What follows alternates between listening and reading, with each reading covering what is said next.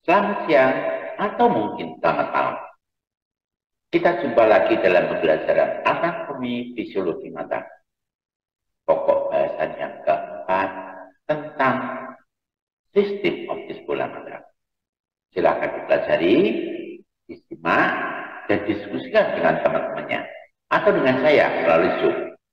Jangan lupa mengisi presensi di situ. Oke, kita mulai. Saudara-saudara sekalian, bola mata merupakan sistem optis yang komponennya terdiri dari kornea, humor aqueous, lensa kristalin, dan corpus vitreum. Keempat komponen ini lebih dikenal sebagai media refrakta atau alat pembias cahaya. Sekarang coba perhatikan gambar 2. Kita mulai dari komponen sistem optis bola mata yang pertama yaitu kornea. Kornea ini bentuknya seperti tempurung, namun bening atau transparan dan avaskuler, artinya tidak memiliki pembuluh darah. Diameter permukaan depannya adalah 12 mm, sedangkan diameter permukaan belakangnya 11 mm untuk yang vertikal dan 12 mm untuk yang horizontal. Jadi diameter yang belakang ini antara vertikal dan horizontal berbeda, ya, sehingga struktur kornea ini yang tapi nampak lebih tebal. Sedangkan gaya biasnya kurang lebih 43 dioptri dan indeks biasnya 1,376. Radius lengkung permukaan depannya adalah 7,8 mm dan radius lengkung permukaan belakangnya adalah 6,5 mm. Saudara-saudara sekalian, kornea ini terdiri dari 5 lapis. Lapisan pertama adalah jaringan epitel. Kedua adalah membran Bowman. Ketiga, stroma. Keempat, membran desimet. Dan kelima adalah lapisan endotel. Jadi lapisan endotel itu yang paling bawah, ya, yang dia bersinggungan dengan humor wall. Jaringan epitel adalah lapisan terluar dari kornea yang berfungsi melindungi mata dari partikel asing seperti debu, air, atau bakteri. Permukaan jaringan epitel bertekstur lembut, mirip gelatin, kayak berjeli, ya, yang dapat menyerap oksigen dan nutrisi dari air mata untuk kornea. Pada jaringan ini terdapat ribuan ujung saraf, sehingga ketika tersentuh sesuatu, maka akan terjadi blinking refleks, yaitu secara refleks dia akan berkedip.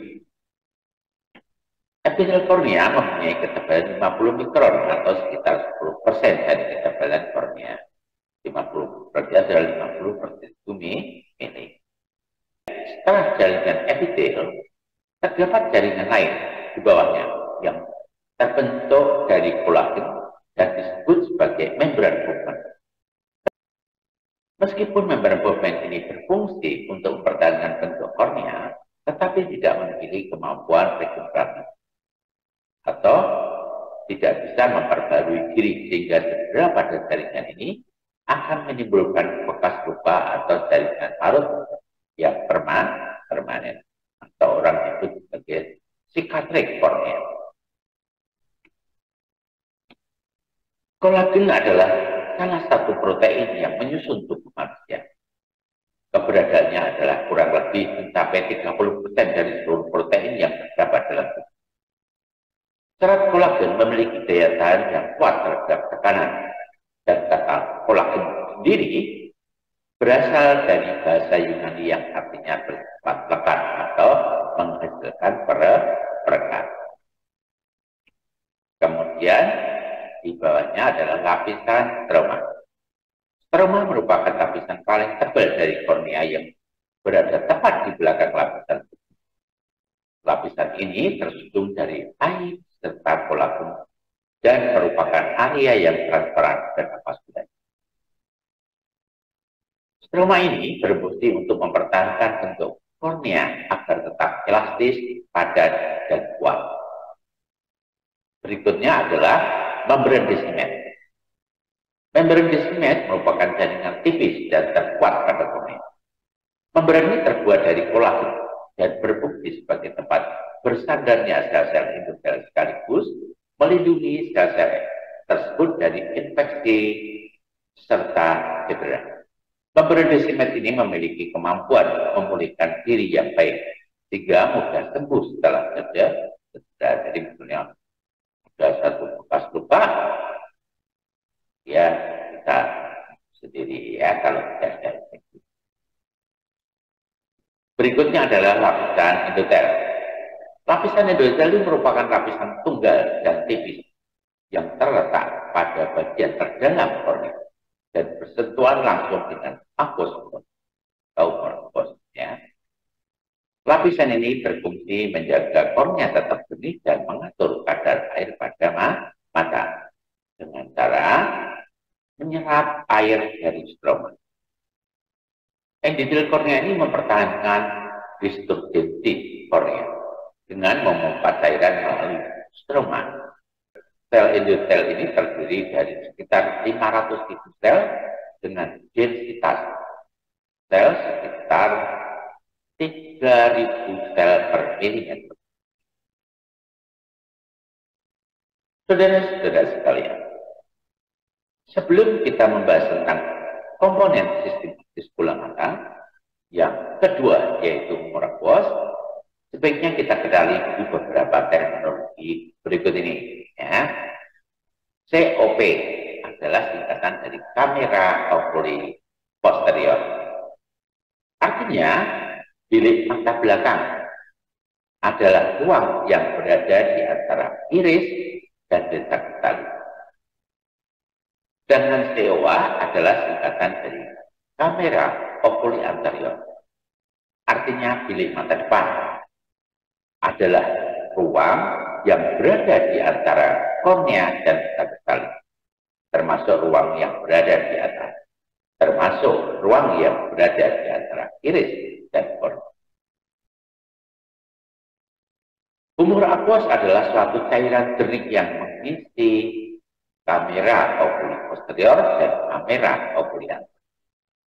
Volumenya adalah kurang lebih 250 mikroliter dan kecepatan pembentukannya sekitar 2-3 mikroliter per menit. Humor aqueous ini mengalir dari proses grealis melewati kamera oculi posterior menuju ke arah kamera di atas. Fungsi dari humor aqueous ini adalah untuk memberikan nutrisi berupa glukosa dan asam amino pada jaringan-jaringan mata di segmen anterior, seperti lensa dan kornea. Selain itu, humor aqueous juga akan mengangkut sisa metabolisme dari jaringan di sekitarnya untuk dibuang. Fungsi yang tidak kalah pentingnya adalah menjaga kestabilan tekanan bola mata. Setelah mengisi COA, humor aqueous akan mengalir ke angulus cornealis, yaitu sudut yang dibentuk oleh kornea periferi dan iris.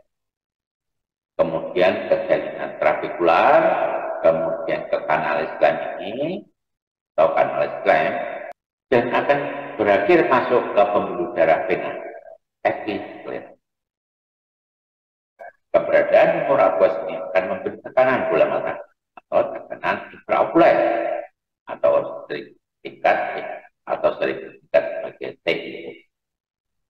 Jika diukur dengan tonometer ini pada gambar tonometer short, tekanan normalnya sekitar 10-21 mili tekanan air aksa.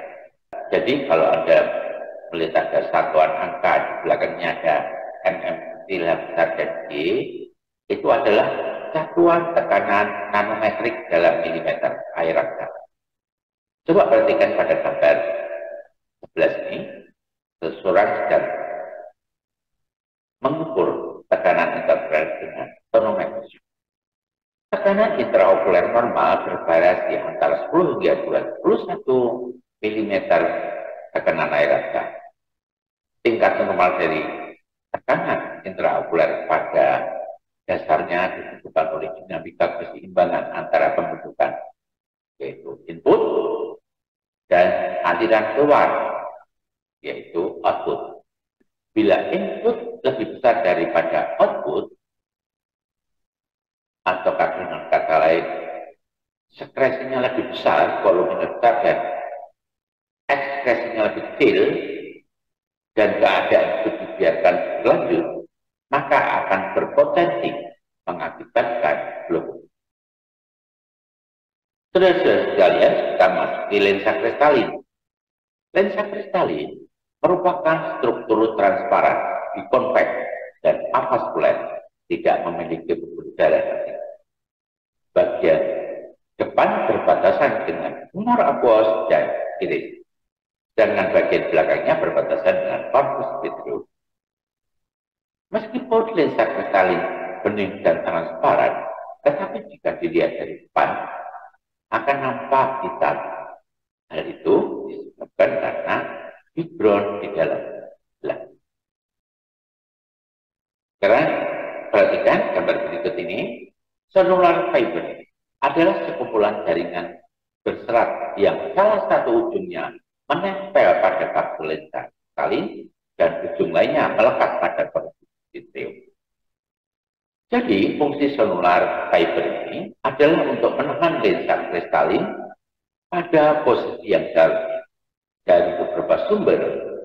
Kadang-kadang cellular fiber ini disebut juga sebagai cellular sheath atau cellular cilia. Sekarang perhatikan gambar berikut ini tentang lapisan lensa kristalin. Nukleus adalah inti dari lapisan serat lensa kristalin. Lapisan tengah yang nomor 1 ini terbentuk pada fase embrio. Nah, dia masih embrio itu ya. Lapisan kedua terbentuk saat janin pada usia 3 bulan dalam kandungan sampai masa kelahiran. Lapisan ketiga terbentuk setelah kelahiran sampai usia pubertas. Sedangkan lapisan keempat adalah terbentuk setelah usia pubertas sampai dewasa. Sedangkan korteks sebagai lapisan kelima ya. Sedangkan korteks adalah lapisan termuda yang terbentuk selama sisa itu. Jadi lensa kristal itu selalu tumbuh, serat-seratnya selalu tumbuh dan tidak dibuang. Dia mengumpul berlapis-lapis gitu ya. Tidak ada yang terbuang. Sekarang perhatikan gambar berikut ini. Lensa kristal itu diameternya rata-rata 9 mm. Dan ketebalannya bisa 9 atau 4 tergantung apa dia sedang aktif apa enggak ya. Pada saat relaksasi itu daya biasnya adalah kurang lebih 18 biop. Sedangkan pada saat dia akomodasi daya biasnya bisa meningkat sampai 33 biop. Corpus vitreum ini terdiri dari 98% air, 2% kolagen, dan asam hyaluronat. Kolagen adalah protein yang memiliki fungsi memberikan kekuatan dan elastisitas pada corpus vitreum. Asam hyaluronat atau hyaluronik asid atau disingkat HA adalah zat bening dan lengket yang diproduksi secara alami oleh tubuh.